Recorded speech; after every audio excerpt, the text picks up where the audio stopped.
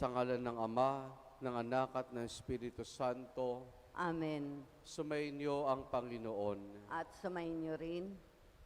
Mga kapatid, halinan dumulog sa banalahapag ng Panginoon at upang tayo maging marapat pakibahagi sa ating pagdiriwang, aminin natin ang ating mga kasalanan.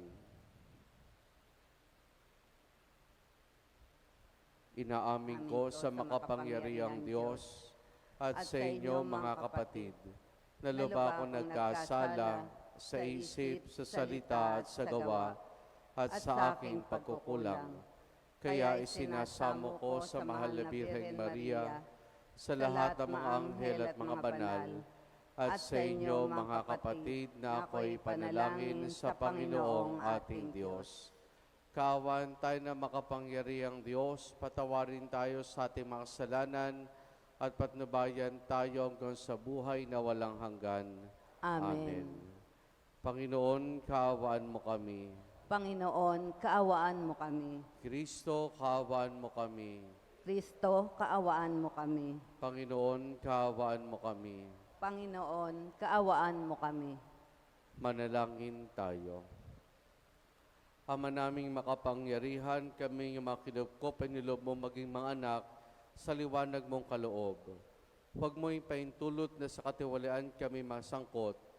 Panatilin mo kaming nagliliwanag sa iyong katapatang lubos na sumisikat sa pamamagitan ni Jesus kasama ng Espiritu Santo magpasawalang hanggan.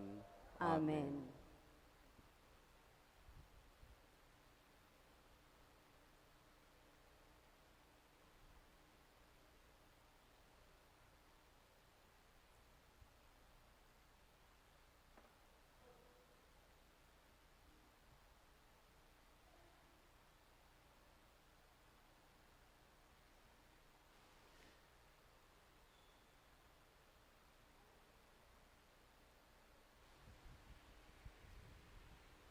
Ang salita ng Diyos mula sa aklat ni Genesis. Nabuhay si Sarah ng 127 taon. Namatay siya sa Kriyat Arba. Tinatawag ding Hebron sa lupain ng Kanaan. Ito'y labis na ikinalulungkot ni Abraham. Sandaling iniwan ni Abraham ang bangkay at nakipag-usap sa mga Heteo. Wika niya, ako'y nakikipanayam lamang sa inyo. Kung maaari, pagbilhan niyo ako ng dakong mapaglilibingan ng aking asawa. At inilibingan ni Abraham si Sarah sa yungib na iyon sa Makapela, sa lupain ng Kanaan. Ito'y tinatawag ngayong Hebron. Matandang-matanda na noon si Abraham at pinagpapalang mabuti ng Panginoon. Sinabi niya sa pinakamatanda niyang alipin na kanyang katiwala, ilagay mo ang iyong kamay sa pagitan ng aking mga hita at manumpa ka. Ipangako mo sa akin sa ngalan ng Panginoon ang Diyos sa langit at lupa na hindi ka sa Kanaan pipili ng mapapangasawa ni Isaac. Pupunta ka sa bayang kong tinutubuan at pumili ka sa aking mga kamag-anak doon ng mapapangasawa niya. Kung ayaw mong sumama ang mapipili ko, maaari mo bang si Isaac na ang pumunta roon? Tanong ng alipin. Aba, hindi. Huwag mong papupuntahin doon si Isaac. Tugon ni Abraham. Nilisan mo ang tahanan ng aking ama at iniwan ang lupain ng aking mga kamag-anak sapagkat dito ako pinapupunta ng Panginoon, ang Diyos ng kalangitan. Nangako siyang ibibigay ang lupaing ito sa aking lahi. Magsusugo siya ng kanyang mga anghel, mauuna sa iyo, upang tulungan ka sa pagpili ng mapapangasawa ng aking anak. Ngayon, kung ayaw mong sumama ng mapipili mo, wala ka ng pananagutan sa akin, ngunit huwag mong papupuntahin doon ang anak ko. Nang makalipas ang mahabang panahon, si Isaac ay nanirahan sa lupain ng Negali. Minsan, napadako siya sa ilang ng Berlaheroy. Nang magtatakip silim na siya, namasyal sa bukirin at nakita niyang may dumarating na mga kamelyo. Natanaw ni Rebeka si Isaac. Kaya't Bumaba siya sa sinasakyang kamelyo. Lumapit sa aliping kumain sa kanya at nagtanong, "Sinong lalaki ang iyong papalapit sa atin?" "Siya po ang aking amo," tugon nito. Kumuha ng belo si Rebeka at nagtalokbong. Pagtatagpo nila ay sinasalisay ng aliping kay Isaac ang mga pangyayari. Kaya tinanggap ni Isaac si Rebeka bilang asawa at dinala sa kanyang tolda. Ang babae ay napamahal sa kanya at naging kaaliwan niya sa pagkamatay ng kanyang ina. Ang salita ng Diyos. Salamat sa Diyos. Salmo. Pasalamat tayo sa Diyos, kabutihan niya'y lubos. Pasalamat tayo sa Diyos, kabutihan niya'y lubos. Magpasalamat ka sa Panginoong Diyos pagkat siya'y mabuti. Sa kanyang pag-ibig na hindi kukupas ay mananatili. Sinong mangangahas upang magpahayag na siya'y dakila? Sino ang pupuri at magpapahayag ng kanyang ginawa? Pasalamat tayo sa Diyos, kabutihan niya'y lubos. At dapat magalak ang sinumang tao na makatarungan, nagawang matuwid ang siyang adhika sa buo niyang buhay. Pasalamat tayo sa Diyos, kabutihan niya'y lubos. Tulungan mo ako kapag ang bayan mo ay iyong nagunita. Sa pagliligtas mo, isama mo sana ang lingkod mong Aba, upang makita ka ang pag-unlad nila sa iyong hinirang. Kasama ang iyong bansang nagagalak, ako'y magdiriwang. Pasalamat tayo sa Diyos, kabutihan niya'y lubos.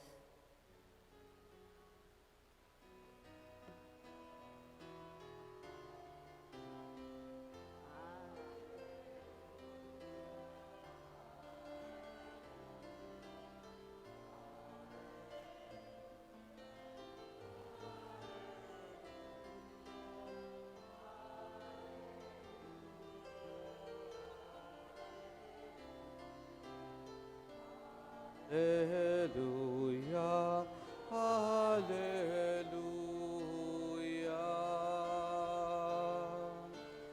hallelujah.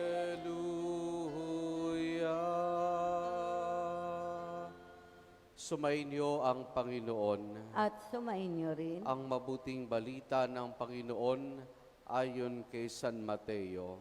papuri sa iyo, Panginoon. Noong panahong iyon, umalis si Jesus at sa kanyang paglakad, nakita niyang isang tao ang pangalay Mateo, nakaupo sa paningilan ng buwis.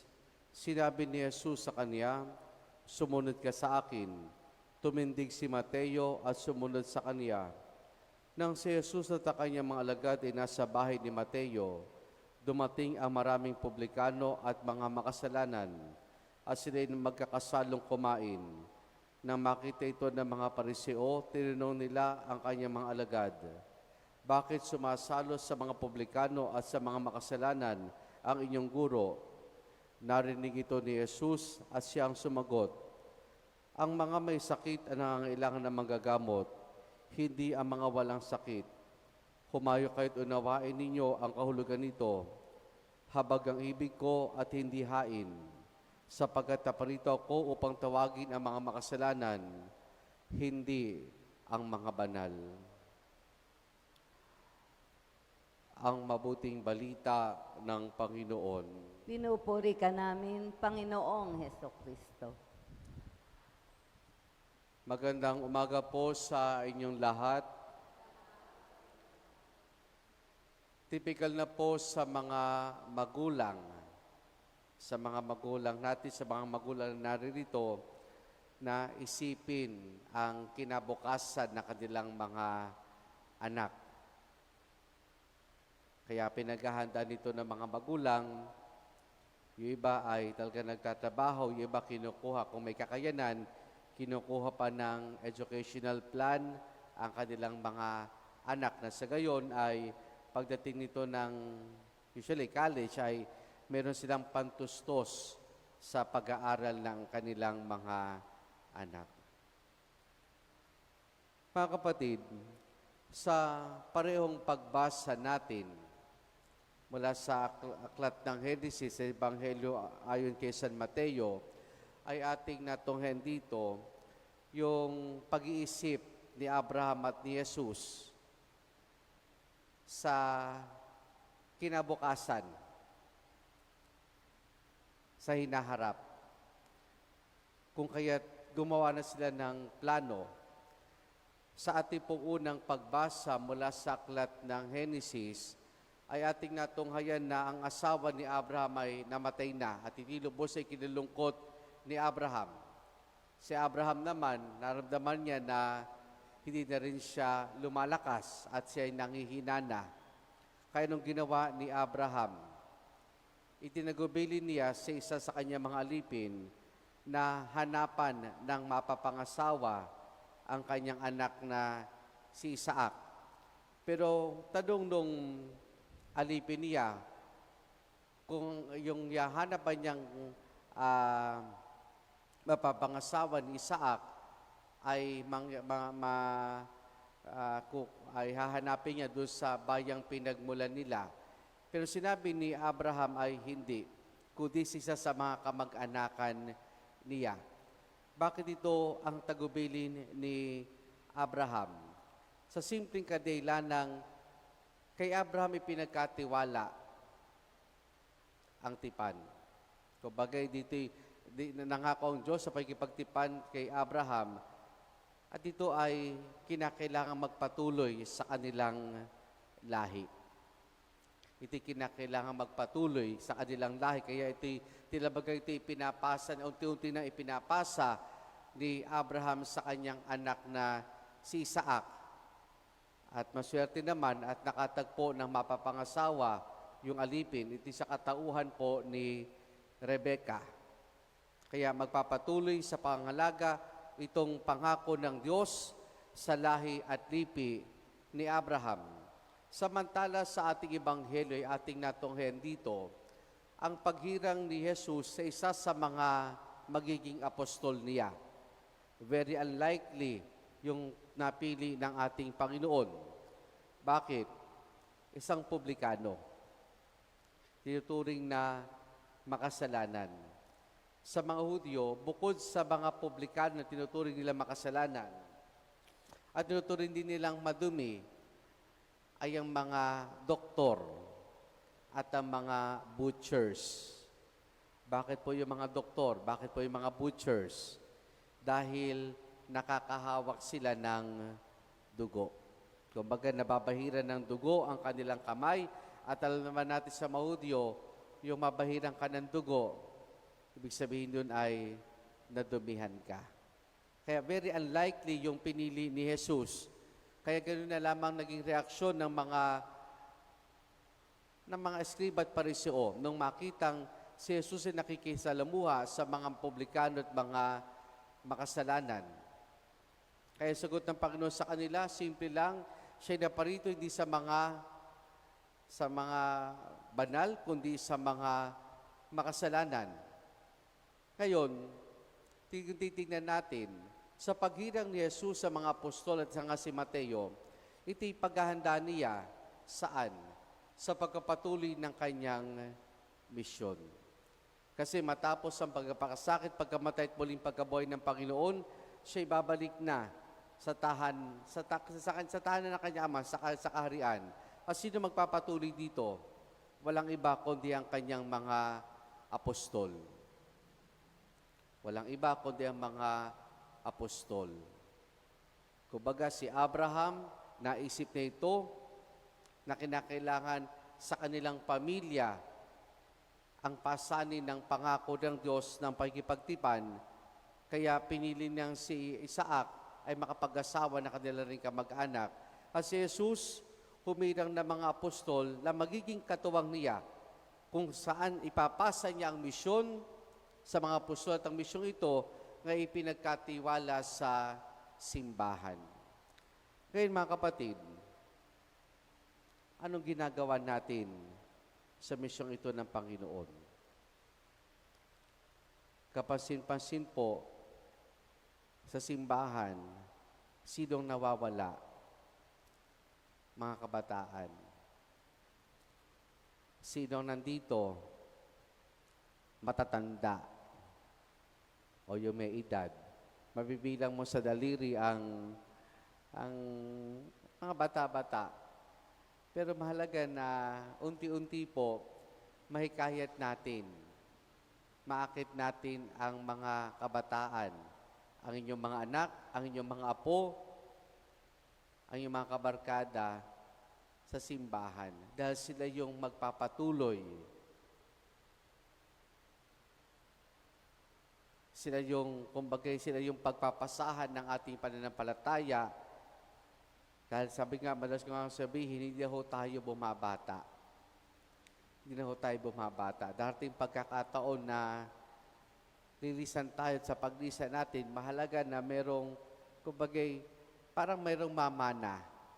Kaya isang magandang kaugalan dati ng mga Pilipino, yung mga anak lumalaki sa mga lolo't lola. At kapag lumalaki sa lolo't lola ang mga apo, di ba lolo't lola, anong libangan niyan? Magsimba, makibahagi sa mga gawain ng simbahan. Pag mayroong recollection, nandun ang lolo't lola. Kapag may pilgrimage, nandun ang lolo't lola. Kapag may mga panayam, nandun ang lolo't lola. Sino madalas sinasama ng mga lolo't lola? Yung kanilang mga apo. Bakit? Kasi sila yung mag-aalaga. Pero di natin napapasin na kung ano yung nagiging epekto nito doon sa mga bata. Hindi man kaagad-agad makikita na yung bata pala yung unti-unting namumulat sa mga gawain ng simbahan, sa buhay ng simbahan. So malaki yung tsansa na yung batang ito, yung inyong apo, kung di nyo na kaya yung mga anak niya, at least yung mga apo ninyo, ay makita na meron siyang pwedeng gawin para sa simbahan at meron siyang magagawa sa simbahan. Di man kagad ninyo makikita yung resulta nito, pero makita ninyo na unti-unti kapag ito'y lumaki, nakaisip at namula sa simbahan, malaki ang tsansa na maging aktibo itong naglilingkod. Kung di man po aktibo naglilingkod, ay sumusuporta sa ating simbahan. Kaya mga kapatid, huwag lang hong utang ang ipamana. Kasi sabihin natin, may pamamana ba kayo sa inyong mga magulang, sa inyong mga anak? Father, wala. Utang meron. Huwag lang hong utang ipamana sa mga anak, kundi mahigit na mahalaga na ipamana natin, ipasa natin. Yung pananampalataya, pag sinabi natin pananampalataya, ayan, kung kayo ay miyembro ng mga samahang pansimbahan, nakita ko dito ang DMI ba ito? DMI. CWL, ang apostolado ng panalangin. Makikita tayo ng mga kamag-anakan na maaring maging parang apprentice o pagpapasahan natin ng ating pananampalataya at gawin din ng gawain sa simbahan. Amen.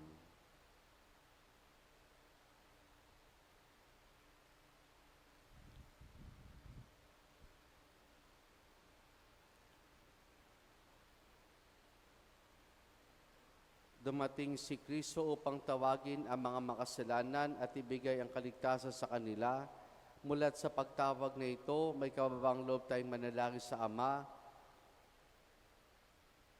Banal na manggagamot, pakinggan mo kami. Banal na manggagamot, pakinggan mo kami.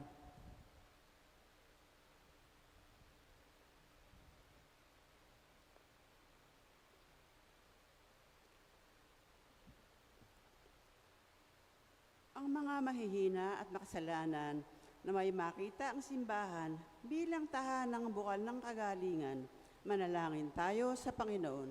Banal na manggagamot, pakinggan mo kami. Yaong mga nasa paglilingkod ng bayan, naway isagawa ng may kalinisan at katapatan ng kanilang mga tungkulin, manalangin tayo sa Panginoon. Banal na manggagamot, pakinggan mo kami. Sa pamamagitan ng Eukaristiyang ito'y, naway madama natin ang mapagpagaling ng habag ng Diyos Manalangin tayo sa Panginoon. Banal na manggagamot, pakinggan mo kami. Ang mga taong nabubuhay sa pagkakasala, naway tingnan natin ang may habag at may pangunawa. Manalangin tayo sa Panginoon. Banal na manggagamot, pakinggan mo kami. Ang mga namatay, naway makadama ng mapagligtas na kapangyarihan ng Diyos. Manalangin tayo sa Panginoon. Banal na manggagamot, pakinggan mo kami.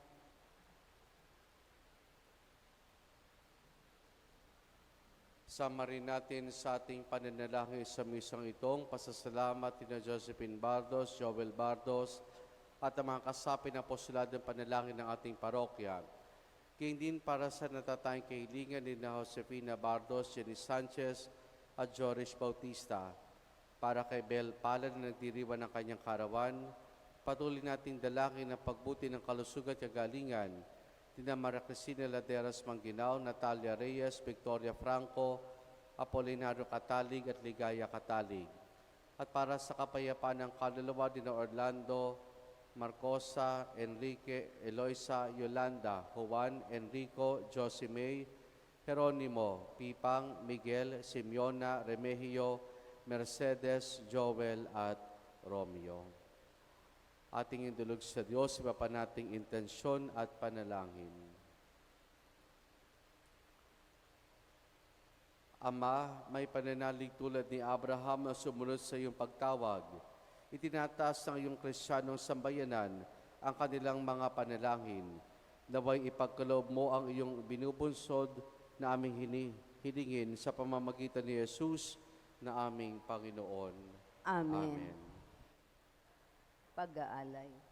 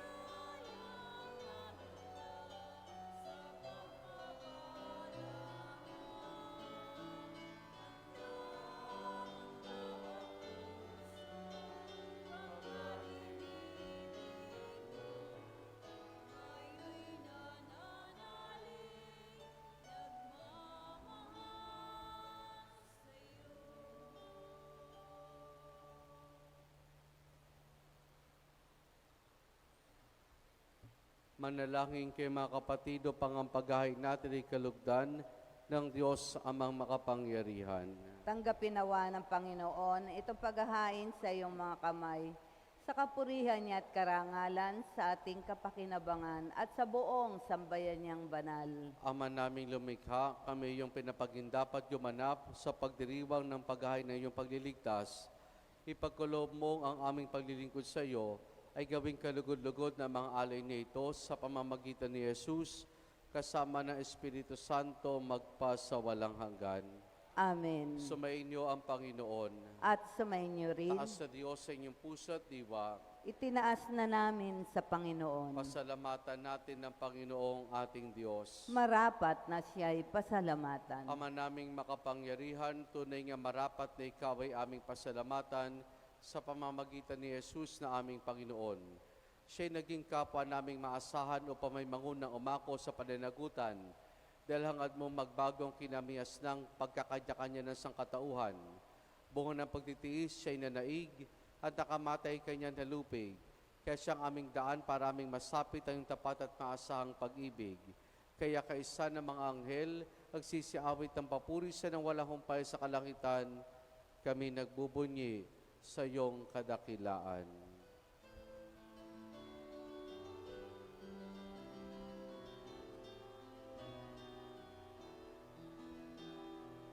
Santo, Santo, Santo, Panginoong Diyos, napupuno ang langit at lupa ng kadakilaan mo. Hosana, Hosana, Hosana sa kaitaasan. Hosana, Hosana sa kaitaasan. Pinagpala ang naparirito sa ngalan ng Panginoon. Hosana, Hosana, Hosana sa kaitaasan. Hosana, Hosana, Hosana sa kaitaasan. Ama naming banal, ikaw ang bukal ng tanang kabanalan. Kaya sa pamamagitan ng iyong Espiritu, gawin mong banal ang mga kaloob na ito upang para sa amin, maging katawan at dugo ng aming Panginoong Hesukristo. Bago niya pinagtiis ang kusang loob na maging handog, hinawakan niya ang tinapay, pinasalamatan kaniya, pinaghati-hati na yon. Iniabot sa kanya maalagad at sinabi, tanggapin ninyo lahat ito at kanin itong aking katawan na ihahandog para sa inyo.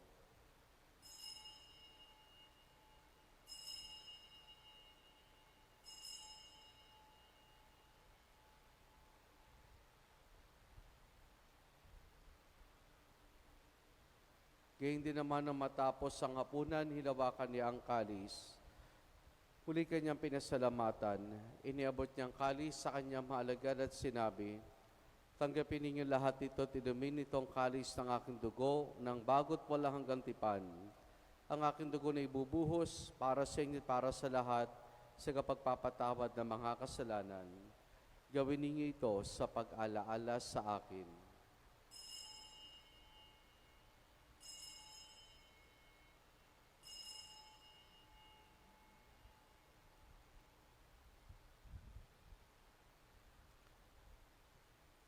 Ang misteryo ng ating pananampalataya.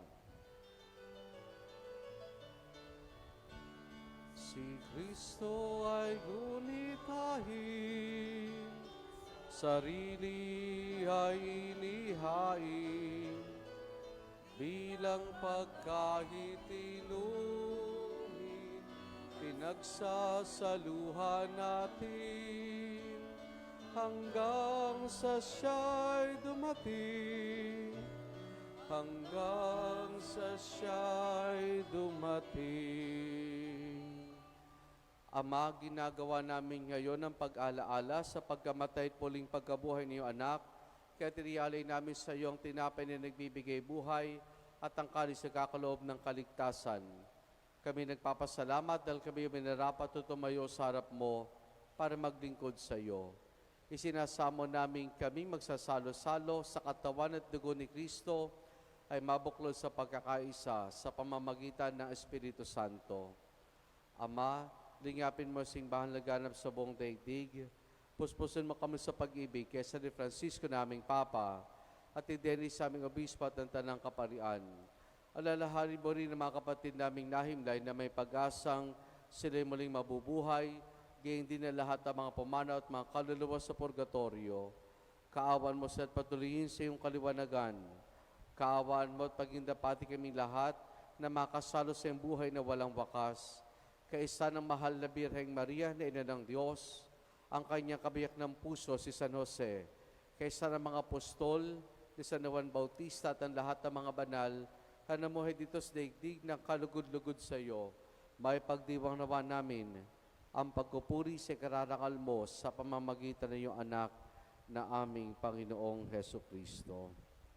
Sa pamamagitan ni Kristo, kasama niya at sa Kanya, ang lahat ng parangal papuri sa iyo, Diyos Amang makapangyarihan, kasama ng Espiritu Santo, magpasawalang hanggan. Amen. Amen. Amen. Amen.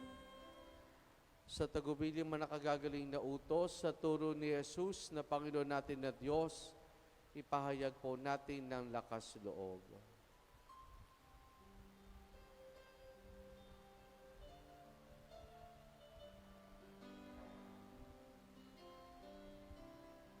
Ama namin, sumasalangit ka, sambahin ang ngalan mo, mapasamin ang kaharian mo, sundin ang loob mo, dito sa lupa para ng sa langit. Bigyan mo kami ngayon ng amin kakanin sa araw-araw at patawarin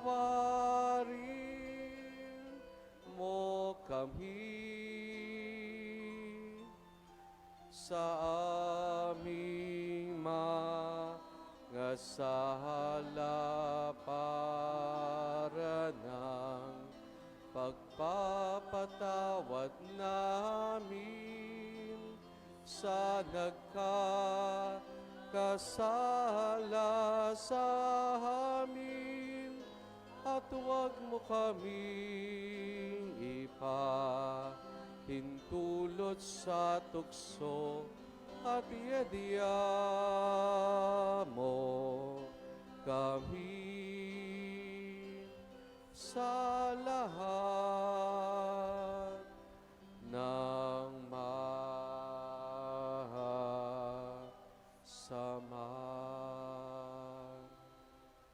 Hinihiling namin kay Medias sa lahat ng masama, pagkalooban ng kapayapaan, araw-araw iligtas sa kasalanan, at ilayo sa lahat ng kapahamakan, samantalang aming masayang pinananabikan ang dakilang araw ng pagkapahayag ng tagapagligtas naming si Jesu Kristo. Sapagkat iyo ang kaharian at ang kapangyarihan at ang kapurihan magpakailanman. Amen. Panginoong Jesucristo, sinabi mo sa iyong mga apostol, kapayapaan ang iniwan ko sa inyong aking kapayapaan ibinibigay ko sa inyo. Tunghayan mong aming pananampalataya at huwag ang aming mga pagkakasala. Pagkalooban mo kami na kapayapaan at pagkakaisa ayon sa iyong kalooban, kasama ng Espiritu Santo magpasawalang hanggan. Amen. Ang kapayapaan ng Panginoon ay lagi nawang sumainyo. At sumainyo rin. Mga kapatid, maghangad at magbahagi tayo ng kapayapaan ni Jesus sa isa't isa. Peace be with you po.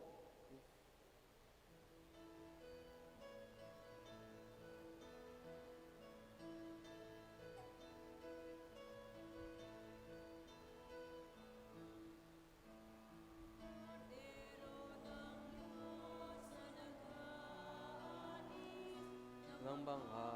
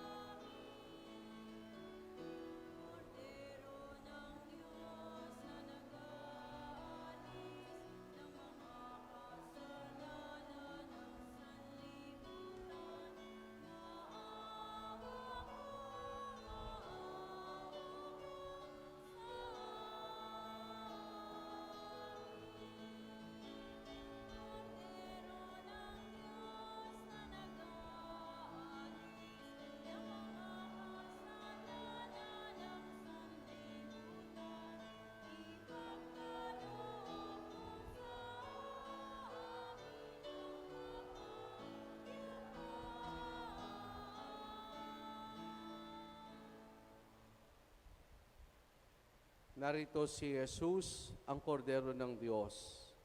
Siya nagali sa mga kasalanan ng sanlibutan. Mapalad ang mga inaaniya niya makiisa sa kanyang banal na piging. Panginoon, hindi ako karapat-dapat na magpatuloy sa iyo. Ngunit sa isang salita mo lamang ay gagaling na ako.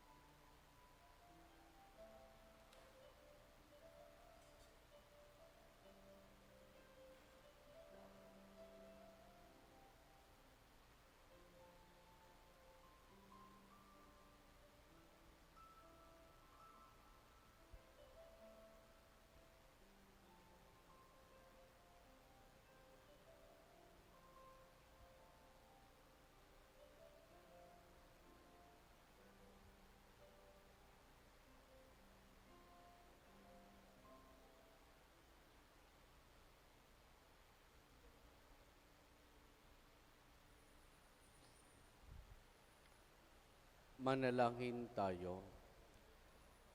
Ama naming mapagmahal, buhay nawa kami ng aming inihain at pinagsaluhan, upang kaming pinagbuklod sa pag-ibig mo kailanman at magkaroon ng buhang lagi naming may alay sa pamamagitan ni Jesus kasama ng Espiritu Santo magpa sa walang hanggan. Amen. Sumayin niyo ang Panginoon At sumayin niyo rin. at pagpalain tayong lahat ng mabutit mapagmahal na Diyos Ama, Anak at Espiritu Santo. Amen. Naialay na natin ang pagdiriwan ng banal na misa. Humayo tayo at patuloy na ibahagi pamana ang ating pananampalataya. Salamat sa Diyos. Purihin po natin ang ating Panginoon.